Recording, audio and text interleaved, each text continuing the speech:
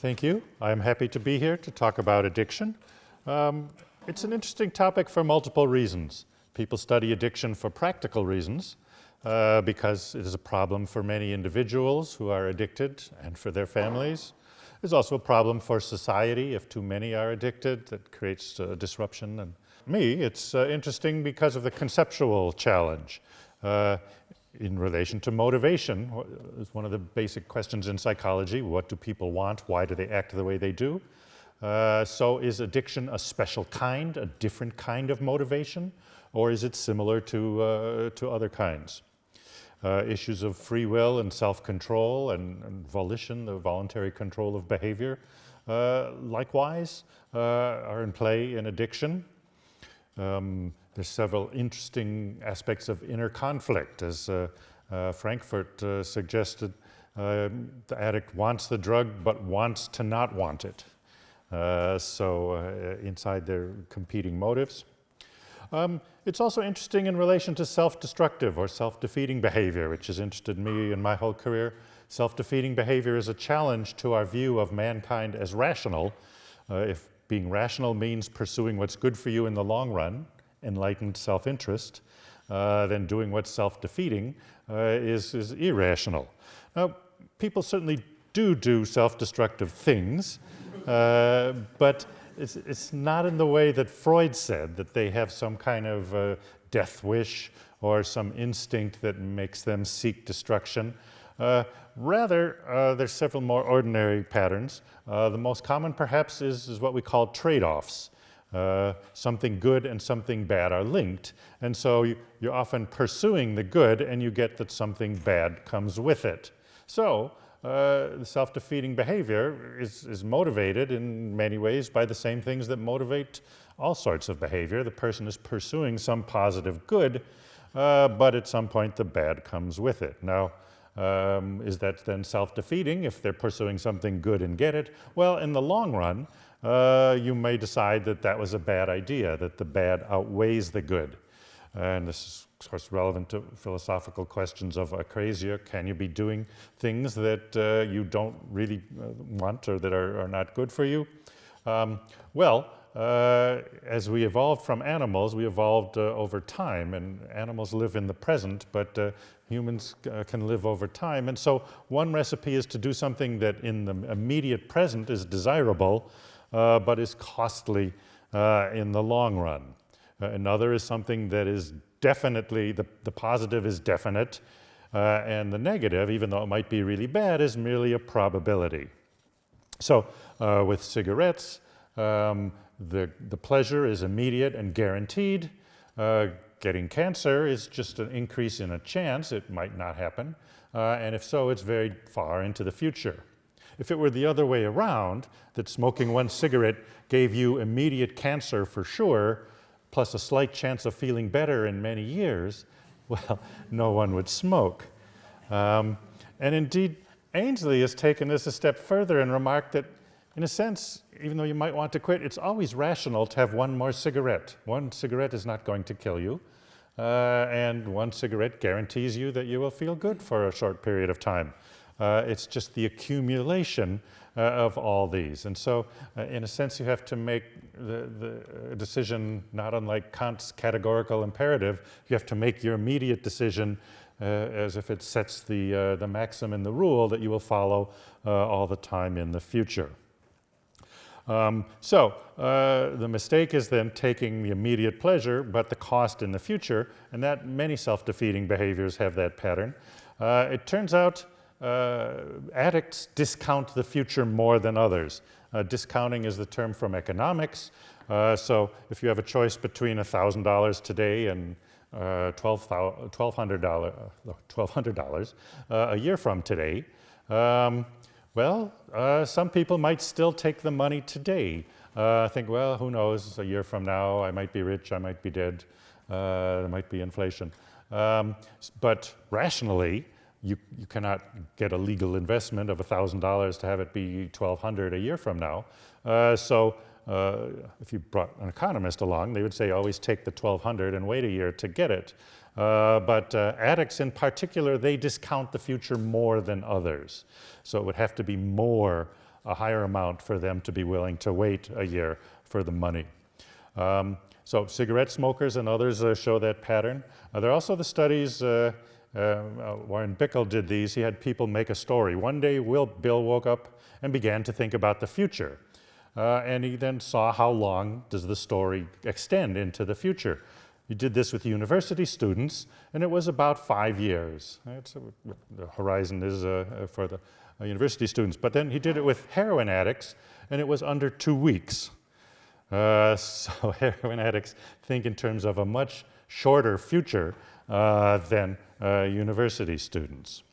Moreover, things that contribute to addiction and to relapse, like emotion, stress, and yes, intoxication, they make you focus more on the present, discount the future more.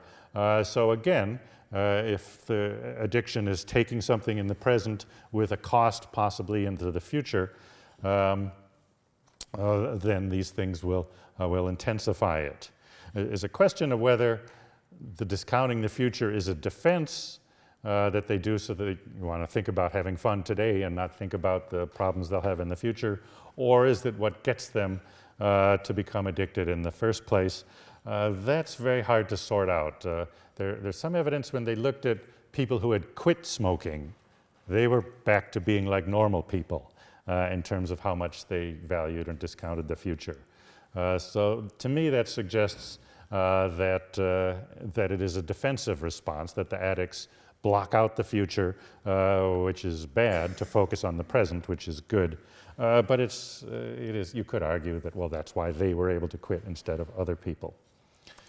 The question about addiction is it really some kind of disorder of motivation in terms of what you want to do and what causes you to behave, or is it some disorder in your control over your behavior?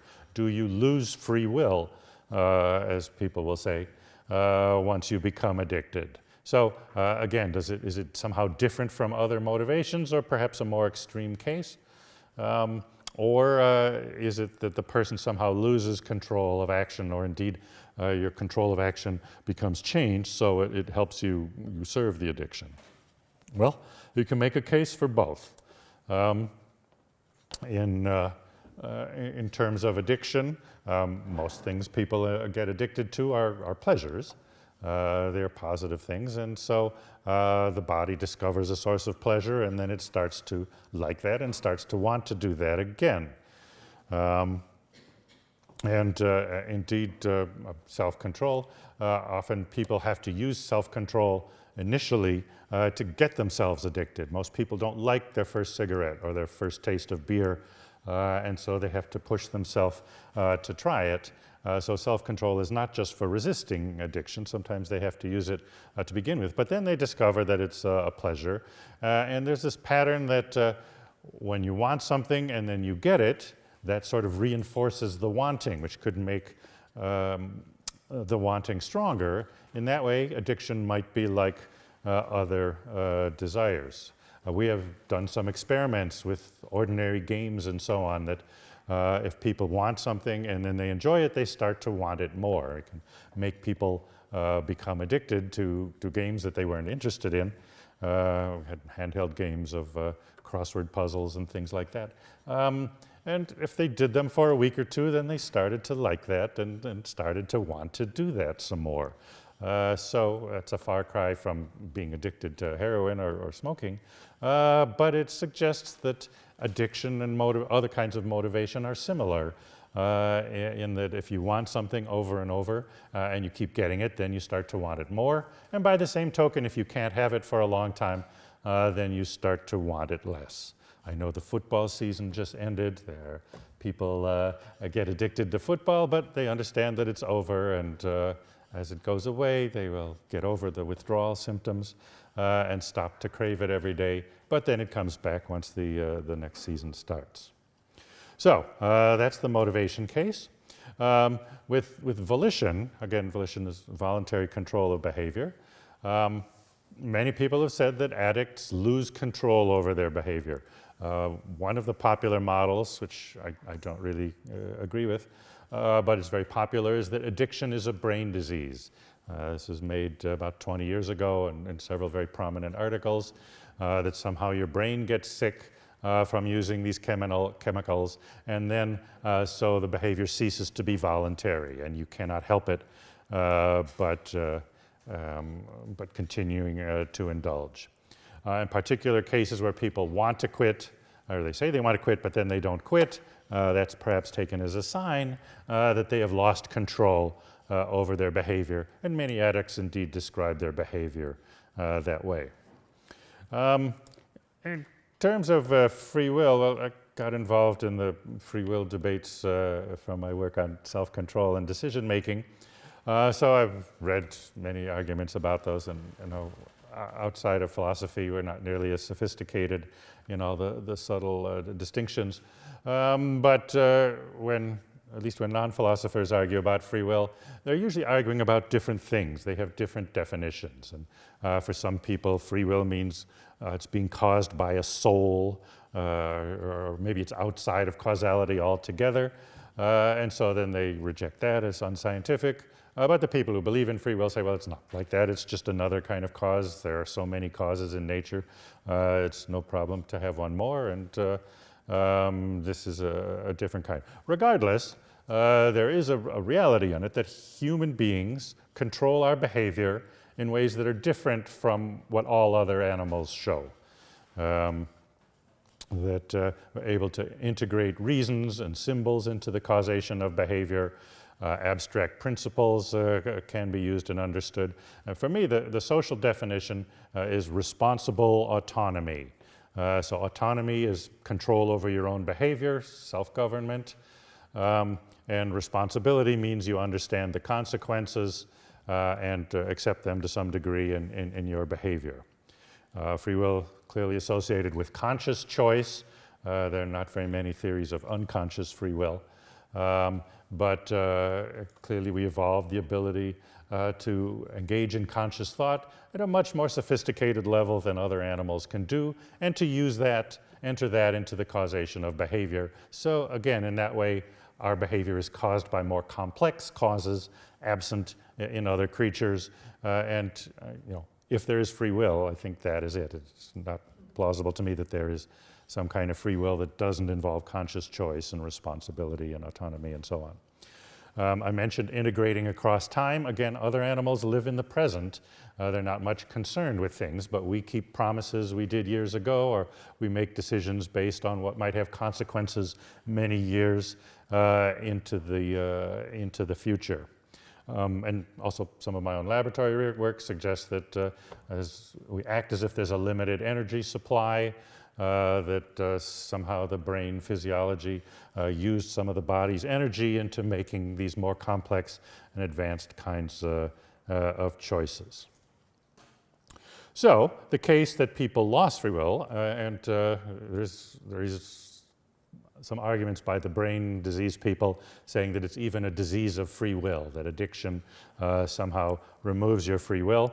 The strongest evidence is the people who say they want to quit but then don't quit, or the people who quit but then relapse and take it up again later. Although to me that doesn't prove that they don't have free will, because if free will means anything, it means you can change your mind. So they can decide to quit today, and then a year from now or a week from now say, no, I want to resume, and resume using the drug.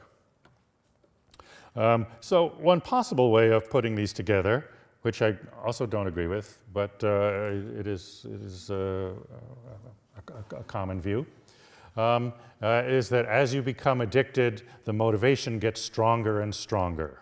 So you have irresistible urges. That once you become a heroin addict, your desire for heroin becomes so powerful that you think about it all the time, day and night. In Bill Burroughs, the heroin addict who wrote many books about it, this is the way he described it in some of his earlier works. He was himself a heroin addict. He said, everything you do day and night is thinking about getting more heroin. It completely takes over your life and you are powerless to stop it. It turns out he was living in Tunisia, I think, off of his parents had money and they had left him some, and so he got a monthly check and was able then to use heroin. And then he got a letter saying, okay, the money is gone, no more monthly checks for you. And then he stopped being an addict to heroin and got a plane and went back to England and resumed normal life. So here's a famous person arguing that you cannot control your addiction to heroin, but then suddenly, when the money ran out, he could do it after all. So anyway, I think people believe the cravings, the belief in the irresistible cravings of the addict is widespread, but we'll come back to it. I think the evidence does not support that. Now, the irresistible cravings is what many people believe, and we have some data on that we published a year or two ago. So, a variety of studies. One is that people who ever were daily alcohol drinkers, they had lower belief in free will. There are those questionnaires you give to measure how much do you believe in free will in general and in free will for yourself.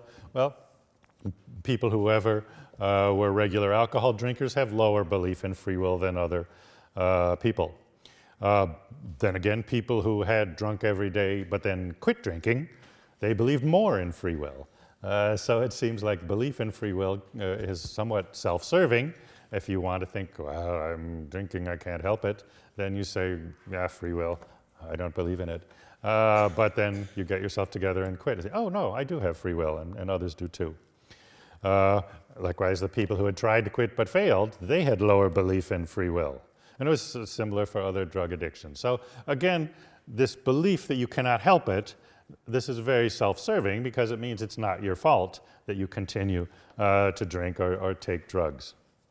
We briefly mentioned some of the other studies we did in that paper.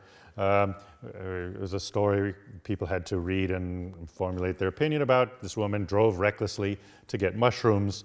We either made them these mushrooms like you eat for dinner or psychedelic mushrooms. Psychedelic mushrooms are not addictive, but people didn't know that. And sure enough, all her behavior was the same. She drove too fast and all these things. The only difference was whether the mushrooms were basically eating mushrooms for dinner or drug mushrooms. And they said she had less free will in the case if they were presented as drug mushrooms. And even though she was sober at the time she was doing the driving. We looked at if a person consumes some substance, is that freely chosen? And we asked different people about meat, alcohol, and chocolate. Meat they assume is not addictive, alcohol is, chocolate maybe in between. And so the story was so-and-so had never eaten meat, and then one day she decided she wanted to try it, so she got some and tried it. And was that free will? Well, yes, in all cases. Here, I can show you the graph. So there's meat, alcohol, and chocolate. The top line is meat, and so there's more free will in general with meat. But if she used for the first time, people all see that as free choice. When you're using it regularly, you're not trying to quit or anything, then already alcohol is seen as more addictive, as less free will than the first time. If you decide to quit, but then use it anyway, well, that's a sign of low free will, because you're trying to quit, but failing there. And relapse, also low, but a little bit higher. We had another study where we had people write about a personal experience, nothing about drugs, but either they really wanted something and they gave in and indulged, or that they successfully resisted the temptation. And people told stories about diets with food, or unhealthy eating, spending too much money, sex, alcohol, all sorts of things. So by random assignment, some wrote about successfully resisting, some wrote about resisting and then giving in.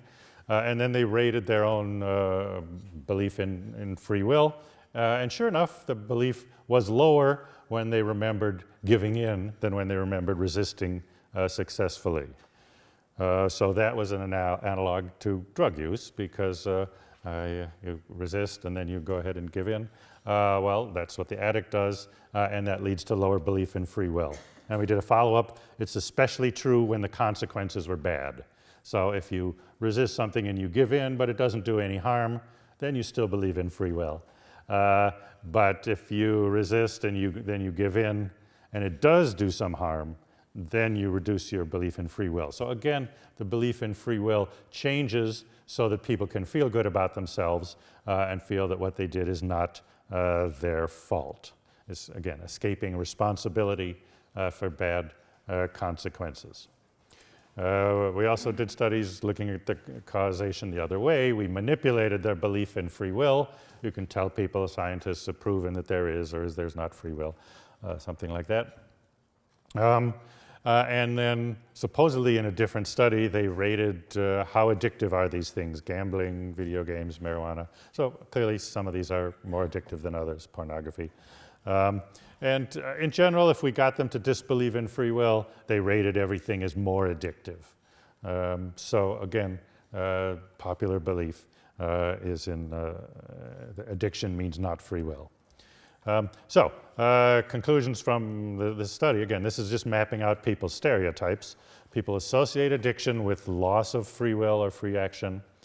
And they have different beliefs, but again, they're self-serving. When they want to escape responsibility for their own bad behavior, for when they did something that caused problems, then they reduce belief in free will. Still, does that prove anything, the fact that people believe it?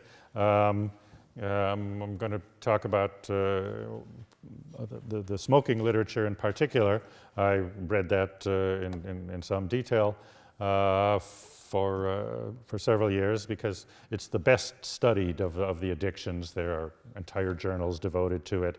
And so there's a lot more information available. So if you want to do a literature review and understand addiction, smoking seemed to be a logical place to start. And the reasons for skepticism, first, stereotypes in general are sometimes wrong. Second, the impression that addiction is untreatable and takes away people's free will. This is especially promoted by medical studies with heroin and cocaine addicts and those people. But they study what's most convenient, which are the serious addicts who are in hospitals getting treatment as inpatients. The problem is they are not typical of addicts. They have other mental health problems. They're much more serious. To make a bit of a stereotype or perhaps a slightly unfair picture, what happens in many of these is these people have these messed up lives with lots of problems. Taking heroin is the one way they can feel good, but then that creates a problem, so they go into treatment. The medical people dry them out and get them off heroin and get them all set again, and then they send them back to their problem-filled lives. Well, they still have all the other problems, and so again, heroin is the best source of happiness for them, and so they resume. That doesn't necessarily generalize to other addicts, and indeed, limited data available show that people are indeed often able to quit heroin after the typical is they start at about age 24 and quit at about age 28 on their own without professional help. In terms of expert opinion about what people believe about, there's some interesting surveys about addiction. The addicts themselves believe that you cannot control your addiction, that you're helpless. But as I said, that's very appealing to them because it excuses them of responsibility for taking drugs. The paid treatment providers also tend to believe that alcohol takes over and removes your control over your behavior, but that puts money in their pocket. It's a belief that's consistent with the work they do. The volunteer treatment providers believe that you can control it. Now, drug volunteer treatment providers are mostly people who were addicted themselves and quit, and so they believe you can quit, and they believe others can too, so they don't adopt the view that you're out of control. And researchers are not very many researchers, I think, who believe that you have no control over addiction. They're split between some control and full control. So what sort of evidence do we have that addicts cannot control their behavior? Well, Russell and Davies, after surveying the literature 10 years ago, they said the only evidence we have that people cannot stop using drugs is that they say they cannot stop. And given that we can't rely on what they say because they have reasons to want to say that, that's not very strong evidence. So, that said, let's look at what the evidence says about, particularly about cigarette smoking. So, is smoking itself voluntary behavior? Well, one basic sign is that it uses the voluntary muscles. You know, you light up and hold things. These are what the medical and physiological people call voluntary muscles. So by that criterion, it is voluntary. There are other things that the body does that you cannot control, like if you suddenly get sick and have to vomit. Well, you can't control that, but that's not voluntary behavior. Or your pupils in your eyes dilate when you shine a light in them. That's outside your control. If somebody offers you $1,000 that I'm going to shine a light in your eye and don't let your pupil dilate, you still can't help it. Whereas if someone offers you $1,000, or I should say €1,000, to not smoke a particular cigarette, you can easily do it, and almost everyone would, I assume. Other signs of voluntary behavior are planning and premeditation. You intend to do something. So yes, taking drugs doesn't just happen involuntarily. You got to go and buy the heroin, or even buying the cigarettes and then planning where you're going to do it. Cigarette smoking has become increasingly difficult over the years. So smokers have to find out where they can buy the cigarette and the lighter, and then find a place where they're allowed to smoke, find a time when they have a break and their other activities, and so on. Another sign of voluntary behavior is you can adjust the behavior along the way. In involuntary sequences, even strong habits run from start to finish, and if they're interrupted in the middle, you have to start over. But you know, with smoking, it doesn't have that. If you're trying to light your cigarette and the lighter doesn't work, you're not like, oh, I have to go back and start over buying cigarettes. You just get another lighter or borrow a match or something like that, and adapts to circumstances too. As I said, the signs that say no smoking, and then you, oh, sorry, and then you can go leave and smoke somewhere else. And one last sign of voluntary behavior, and indeed of freedom of action, is if the person does it against external pressure. If everybody's telling you to do one thing and you do something else, that's a sign of greater freedom. Whereas if everybody's pressuring you to do something and you do it, well, maybe you don't have as much freedom there. Well, nowadays there's so much pressure on people not to smoke, so you could say smoking is kind of a heroic sign of free will, that you continue to do it in the face of social pressure to do otherwise. All right, so that's one way of looking at it. The question is, can people quit smoking? I mean, certainly smoking is more difficult to quit than many of the other addictions, so it's an interesting case and a useful one to study there. Even so, in America, where I live, the Surgeon General, by the time he did his second or third report, most people who had ever smoked had quit. And that's quit permanently. Many people quit over and over, which you can say, is that a failure? But I think, you know, that counts if they quit for a while. Most quit again without professional help. A big change, even with heroin addicts, was the studies of the soldiers in Vietnam, many of whom became addicted over there, which was a rather miserable life, alternating between extremely dangerous and extremely boring. And so heroin appealed there. The American military was worried about, well, what happens when the war is over and all these heroin-addicted soldiers go back to the US and are released into society. So they commissioned some studies on them by Lee Robbins, and most of them just quit when they got home. They stopped being addicted. They didn't need treatment, they didn't need help, they didn't need anything else. Doing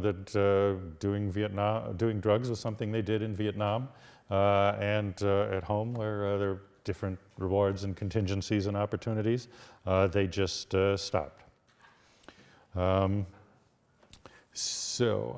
else? As I said, some of the data that people fail to quit is based on the samples of people who have other mental health problems, and so that misses the majority of people who quit successfully.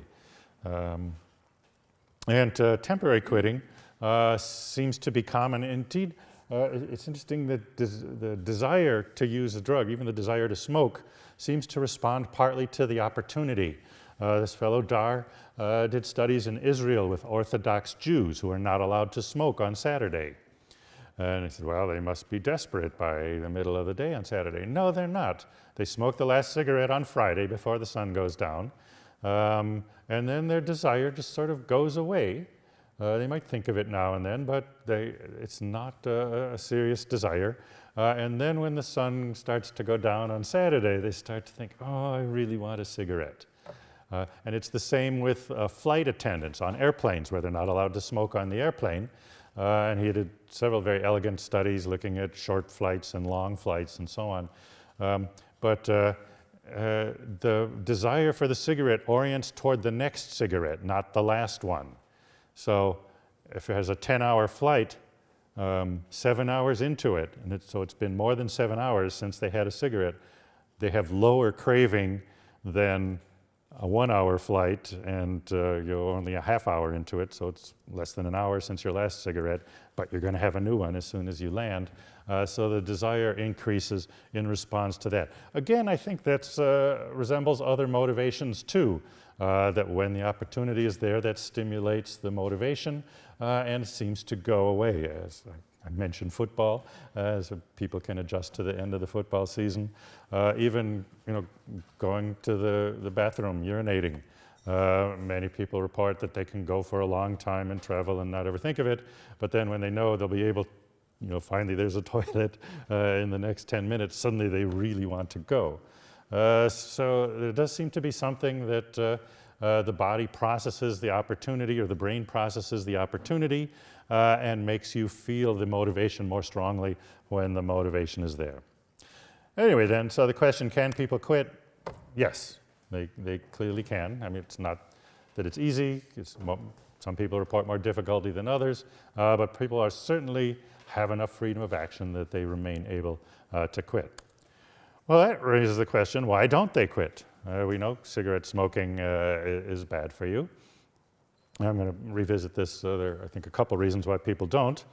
But in terms of smoking, the variety of reasons. I mean, Volpsi's data that, most smokers say they want to quit, but only a small percentage each year successfully quit permanently. Now, it depends how the question is asked and so on, and many more will quit, for a while. But still, the not quitting seems to be a problem. Well, one answer is people like smoking. There are positive benefits to it, which we forget when we talk about addiction as a problem and a negative thing. Now, I was raised by people who were very much against smoking, and smoking was evil the way I was brought up. So I'm reluctant to admit anything good about smoking cigarettes. But the data are clear. Many people get a brief, positive, happy feeling from the cigarette. It actually makes you smarter. There are pretty good data on this. I was surprised, but even a non-smoker smokes a cigarette, you'll get a higher score on an IQ intelligence test than if you had not had a cigarette. It reduces your appetite for food as well. So, I mean, many people want to control how much they eat and so on. In America, the rates of obesity of fat people were the same for decades, and then in the 1970s they went up and have stayed at a higher level ever since. And there's a big question, what happened in the 1970s? And there are probably several things, but one is that that's about when people all stopped smoking. And so before that, they didn't have as much craving for food. And last, it creates a physiological arousal state. Smoking, nicotine is a stimulant, it's a drug, like caffeine. which also many people are addicted to, the problem that gives you a little bit higher level of energy. So, put in other ways, if you smoke, you're happier, you're smarter, you're slimmer, you have more energy. Okay, I get it. So, a question, why people don't quit. Certainly there's the positive appeal of smoking, which, we need to acknowledge. Now, there's several other things that go into it. Smokers overestimate how difficult it will be to quit. They assume that if I stopped smoking, I would just want it more, and that my craving would go up and up and up to the point that I would be thinking about it all the time. I wouldn't be able to do anything else. That's not correct from what the studies show, but many of them think that, and so they assume, well, there's no point. Sooner or later I'll have to give in anyway, so why torture myself? I might as well give in right away. The lack of a reason is another thing. If, given that people enjoy smoking, you're smarter, happier, and all that. So then you need a good reason to quit. This study by Volpe, they noted, well, people had different results paying people to quit, but the money they were paying them was not very much. So they offered them a sizable amount of money. This was some years ago, but in today's money, it'd be a couple €1,000 for someone who successfully quit and stayed and didn't have a cigarette for 1.5 years, which had to be verified by biochemical test. And it was an interesting study, too, because they took everyone working for a corporation who smoked. They weren't people who were trying to quit. They just found out everybody who said they smoked, and half of them, by random assignment, got information about why they shouldn't smoke. The others got the information plus offered money to not smoke. And lots of people smoke. About 3 times as many quit based on the money as in the just getting the information, and that 3-to-1 ratio stayed for the entire 1.5 years, which was as far as the study went. So it was fairly permanent. So again, they're clearly not out of control. They can respond, change their behavior based on money incentives. In fact, one of the interesting things that gets me about those studies is 20% of the whole sample, which I guess means 40% of the people in the money condition, completed the entire 1.5 years, didn't have a single cigarette in all that time, collected all the money, and then went back to smoking. So that really makes the point that people don't quit when they don't have a reason. When they had a reason, somebody's paying me a lot of money to not smoke, okay, I'll not smoke. And then when the money's gone, all right, let's have a cigarette. A couple other signs about the lack of a reason. You would think the hardest quitters would be the people who smoked a lot for a long time. So older, heavy smokers, these are incorrigible. It's going to be very hard to get these people to change. But actually, they have a fairly high quit rate. Higher than younger smokers and less intense too. Now, this was not expected by the researchers who did it, but when they tried to talk to people why they did it, well, if you've been smoking a lot for a long time, you start to get the health costs. And you start to realize that it's bad for you, and so that's the reason that motivates people to quit. So despite the fact that you've had 2 packs of cigarettes every day for 30 years, when you start to get diagnosed with lung illness or something, then, oh, okay, it's time to quit. And they do this. Even had animal studies. There are famous studies showing that, that animals can be made addicted to morphine, heroin, opium, things like that. And that in some cases they will continue using the drug to the point that they starve to death. If they have a choice in their little cage between the drug and food, they'll stay on the drug to the point that they would die. And this got a lot of publicity because it's a sign, look how powerful these chemicals are. They take over your life and you won't even do basic things like eat. Okay, well, I mean, that's important, but what some researchers said, the studying rats that way is not really a fair test. Rats are extremely social beings. They like to be with other rats. They get bored easily. They like to have things to do. You lock them in a cage where there's nothing to do, except heroin, well, then maybe they use heroin. So these other researchers developed what they called this rat park. And so they made this room up that a place that would be kind of a Club Med fun place for rats to be. And they could hang out with other rats and run around and climb and hide and little toys to play with and stuff like that. And so then they introduced the drugs there, and the rats were not interested. So when they have better things to do, then they don't become addicted. What they even tried was putting some in the cage and getting them addicted, and then putting them into the rat park, and then they stopped being addicted. Not unlike the Vietnam soldiers who were addicted in Vietnam, and as soon as they got home to America, where there were better things to do, they stopped being addicted. So again, it's you have to understand in the context and the person's circumstances, but when people have other reasons, they are often able to quit. There's also research asking people, why don't you quit smoking? Surprised that it took researchers a long time to do that.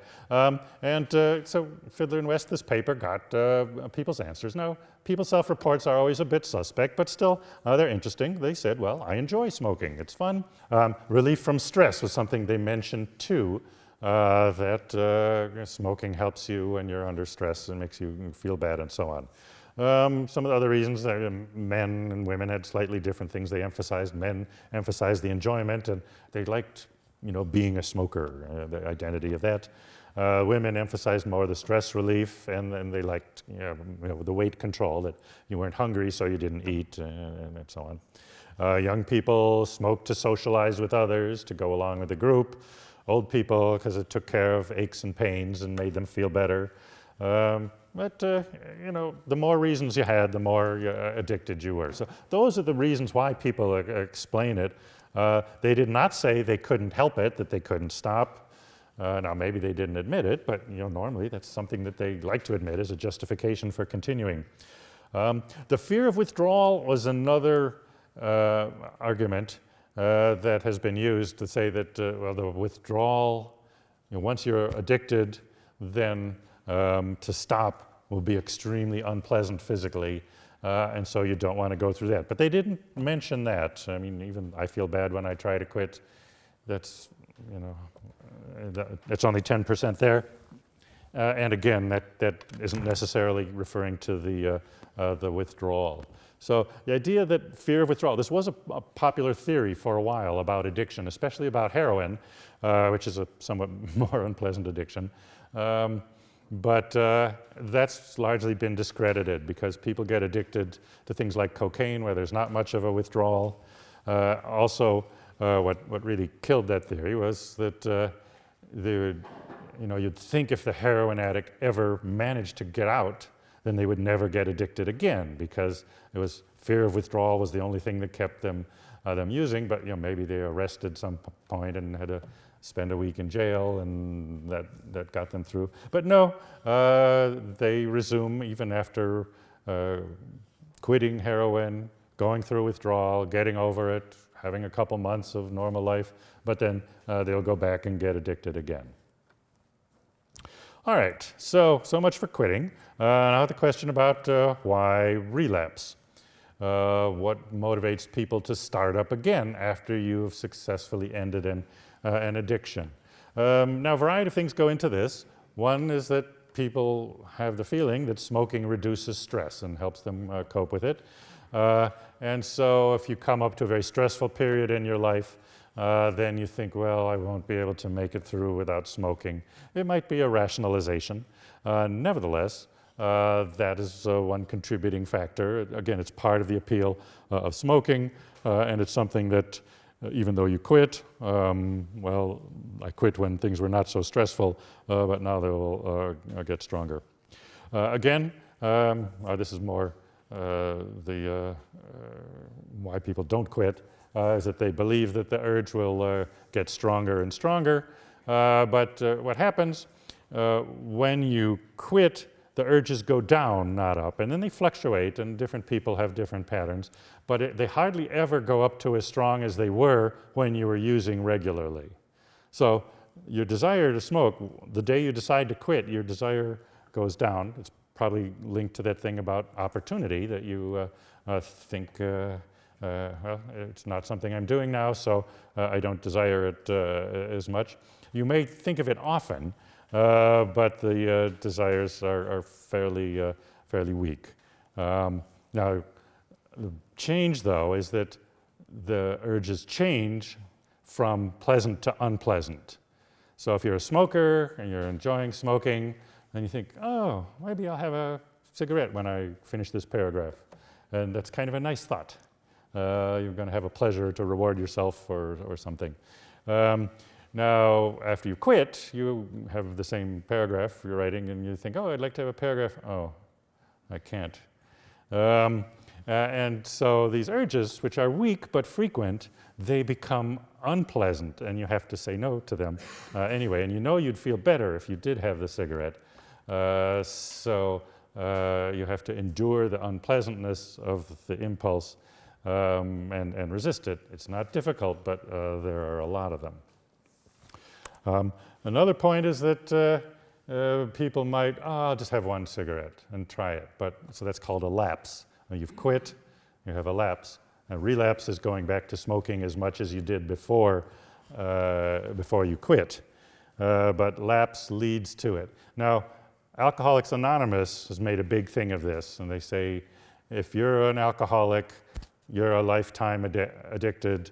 If you have even one drink, you completely lose control, and you'll just automatically go back and be drinking like mad again.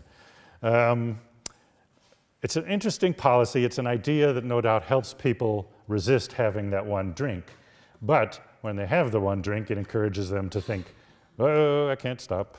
And so it sort of encourages them to go ahead. So it's, as a policy, it's mixed. Anyway, the evidence does not suggest that.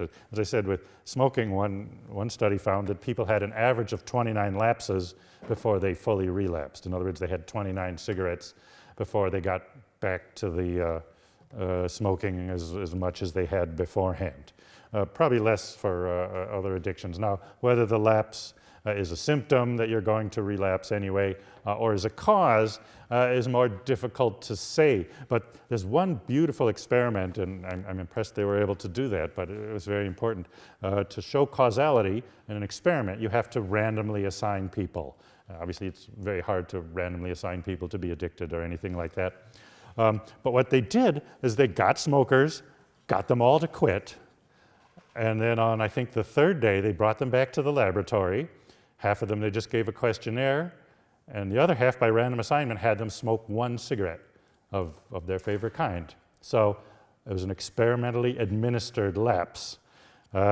And they relapsed at a much higher rate then if they were in that condition. So that shows that the lapse causes the relapse, that you kind of rediscover the pleasure of smoking and how good it felt and so on, and that speeds you along. So again, it's difficult to do those studies and ethically questionable and so on, but it's very important information for us to know that smokers who start having a cigarette now and then, it's not just a symptom that they were failing, it increases the likelihood that they will fail. So if you quit, it is safest to just have none whatsoever, but it also helps not to believe that if you do have one, you're doomed. All right, so let me now try to pull some of this together and draw some conclusions. First, the stereotype is the addict struggling to quit but unable to resist these powerful cravings. The reality is just a steady stream of weak desires. In terms of the debating free will, addictive behavior uses the voluntary muscles. Each act can be stopped at any point. But that also is a sign, again, it seems that freedom of action is retained, and the urges are not irresistible. On every occasion, the addict could abstain. Someone pointed out that if you really couldn't help it, they wouldn't put up no smoking signs because you can't help it. They'd just have to say, no smoking unless you're addicted. But they never do that. So these are resistible urges. the cravings are mostly weak. In our own research too, desire for a cigarette, when people reported it, was rated as one of the weakest desires that they feel. It's just there are a lot of them. And as I said, when you quit, those urges stop being pleasant and become unpleasant. So abstinence means saying no to yourself over and over and over. Free will, as I said, is retained. You know, if you want to say, well, he quit, but then 2 months later resumed smoking, so he has no free will. Well, he had enough free will to quit for 2 months. Is it somehow at a macro level he doesn't have free will, even though at a micro level he does? That usually you would expect the failure to go in the opposite direction. And so people seem to practice quitting and they get better. If they quit repeatedly, they do it for longer periods of time. And free will also remains intact in other spheres of life. So many people smoke or drink alcohol or whatever and perform perfectly well in other in their jobs and their families and things like that. So it doesn't damage your free will as a whole. My take, it's not because the addict is unable to resist, it's because he or she can resist it, but has to use your limited willpower over and over again. And this is from my other, one of my other lines of research on self-control. People act like their ability to exert control over their behavior is limited, that their willpower runs out. And so, yes, you can resist all these weak impulses for a cigarette, but each resisting takes something out of you. And especially if you're under stress or something, because then you have to put your willpower into coping with stress, then you have less left over for that. There's a recently published study that people who are trying to diet to lose weight and to quit smoking at the same time, they do a bad job of both. And also they're very unpleasant to live with because their control over their emotions is not good. They're grumpy and irritable and so on. We also find that when people are in this depleted state, they feel things more intensely. So the desires will feel more stronger than others. So after you've said no to yourself 20 times already today and you're coping with stress on the job, then the desire for the cigarette will feel that much stronger. And we find this with many forms of self-defeating behavior. Strong negative feelings, not considering the consequences, wanting to feel better, ignoring the downside of the risk. So, I said resistance will be low and other demands take over, and habits. Now, last thing I want to talk about for a few minutes is expanding the theoretical framework to talk about addiction. So there are multiple aspects. So the volition or motivation I started with, well, volition, at least in terms of control of behavior, and motivation are both involved there. And I think one thing we need to do too to expand the framework is distinguish between the process of using and the outcome, because they're both there. So the outcome is the altered state of mind that you have. You know, you drink alcohol and then you have a buzz and then you're drunk at some point. So that's the outcome. The process is the drinking and pouring and all that.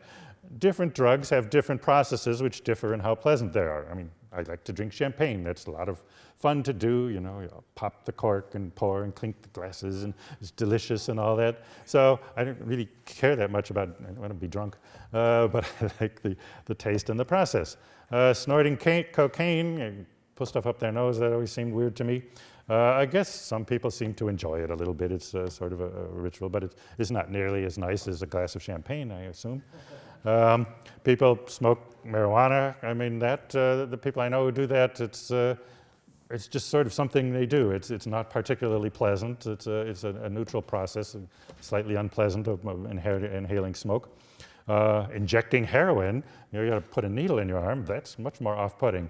I mean, I have to say, I always thought that, you know, out of scientific curiosity, if I ever had a chance to take heroin legally and safely, I would do it once just to find out what it's all talked about. But the idea of putting a needle into my arm would kind of give me pause. I'm reluctant to do that. And, you know, some drugs too, they taste very bad. Ecstasy, people eat and it tastes awful. And peyote, they vomit and all sorts of things. So anyway, the process is something to consider as well. There's this line too that addiction, we need to understand that the behavioral habits that also do that there's a cue. So many people drink. It's not that at 5 o'clock they develop this craving, I want to have a whiskey. It's just, no, it's 5 o'clock, it's time to have whiskey, and it becomes a habit. And without any inner state, they'll pour themselves one, and then they'll enjoy that. And so the cues come. They say it's easier to quit smoking when you're on vacation or when you move to a new place or something, because you're away from all the places that you're used. And addicts supply themselves with cues too. They buy ashtrays and whatever that goes with that remind them of the pleasures of indulging. And keep it going in that way. One of my colleagues said he would smoke cigarettes when he was writing his papers. He said it was so nice sitting by the computer and smoking and thinking and writing another sentence and so on. He did that for years. And then he had to quit smoking, but he couldn't quit writing papers. That's his job. He said, oh, it was awful then to go sit down at that computer, and he kept thinking, I would like to have a cigarette. But the process was associated with his work, and eventually moved to a new apartment. And there's a survey that they asked people who were cigarette smokers and addicts, addicted to heroin and alcohol, what is the hardest to quit? And they said smoking, which is a surprise, because again, the heroin withdrawal is certainly much more unpleasant and so on. But it's a much bigger habit. I mean, a heroin addict who smoked, if you shoot up every day, which most heroin addicts probably can't do, that's still only 7 times a week, versus you might have 300 cigarettes a week if you're a cigarette smoker. So there are a lot more habitual impulses doing this. All right, so what I think we need to get to, finally, I want to suggest not that they're different kinds of addiction. These aren't different kinds, but they're different ingredients, and different addictions are made out of these 6 different ones. So there's liking, wanting, and doing, and then the process and the outcome. So it's something like this, and different addictions may have different mixes of liking and wanting, and so on, and you may like the process or the outcome. I'm running late, but I tell this story about my wife who was never interested in drugs or anything like that, and she used to have a glass of wine, and now she's one of those basic Christians where they don't do anything, which she didn't mean at all. But anyway, a few years ago, before she joined the Mormons, we were sitting at dinner one day, and she said, if I were to get into drugs, it would be freebasing cocaine. And I said, what? But then she reminded me, we'd been at a party a couple of weeks ago, and one of our friends had done it, and she watched the process, and I don't really know what it is, but they have all these little cute toys, and they burn things and find it, and she said, that looked like so much fun. And my point is, she wasn't at all interested in the state of being high on cocaine. She just liked the ritual process to get into doing it. So that would be, liking and wanting the doing part, not the outcome. And I think that's underappreciated in the addiction research literature. Different types of addiction might need different ones. Just briefly to run through those. Liking, people like the stuff they get addicted to. It's a source of pleasure. I've seen in the literature cases saying that some addicts say that they don't get any pleasure from it anymore, but they still do it. I don't see really convincing data on that, and I'd like to learn more about that if there are joyless addictions. And maybe it just erases some negative feelings without giving positive ones, which would be enough to sustain it. But most of them, yes, they do continue to like it. Wanting is a change in the desire. As I said, when you get addicted, it develops this new pattern of wanting, and that stays there. So your body becomes adjusted. Based initially on the pleasure, but then the cravings may continue somewhat independent of the pleasure. Again, the impulses are weak, but there may be many of them. And last, the doing, you form habits of using, and many addicts will stay that even without reporting much in the way of craving. May be self-sustaining or respond to external cues, whether it's time or place or seeing the ashtray or the wine corkscrew or something like that. I want to point out too, in efforts to get people to quit cigarettes in the US, the first idea was, well, they're getting all these bad chemicals, all this nicotine, we'll just make low nicotine cigarettes. So that was tried for a while. That didn't work. People just smoked more. And so then the researchers says, okay, well, I guess it's the nicotine that's the problem. They need to get the nicotine. And the best thing they do, there's a patch that you put on your skin that just delivers nicotine into your bloodstream. That worked surprisingly badly. Come on, they're getting the nicotine, all they want. Why do they continue smoking? But they clearly wanted something else. Most recently, the e-cigarettes, the vaping, seemed to work better, and there was just a study on that. So they can get the nicotine that way, but what the researchers said was that the vaping gives them something to do with their hands. It's like the fun of smoking. Instead of just passively being stuck into your bloodstream, you can fuss around with it and do that. So it satisfies the process as well as the outcome. In terms of therapy, why it's so poor, one reason maybe is you focus on one of those 6, but any addiction probably mixes several of those. And if it's, the wanting for the outcome state, you address that and get them off that, but still they have the habit and the other things that they like that gets them to lapse. And then once they lapse, that increases the likelihood of relapse. All right, people want to feel good, and so they're tempted to lapse, and that will do it. Anyway, I'm run over time, so let me wrap up here. Just to conclude, addiction has a motivational aspect that your body finds a source of pleasure and then becomes attached to it. Maybe as you repeatedly desire it and then get it, that reinforces the wanting. And so it continues. As I said, when you quit, the desire drops, but it does not go away. And there are lots of cues that remind you of it, and so you feel it again. You just, again, have to say no to yourself over and over, and that becomes tiresome. Volition, well, it's not the free will that's impaired. It's the automatic, unconscious processes, the formation of habit, that's what gets established. And so you can use free will, volition, to override that, but that is costly, and that wears you down. So yes, your freedom of action is still there, but your habit is now, come on, it's time for a cigarette.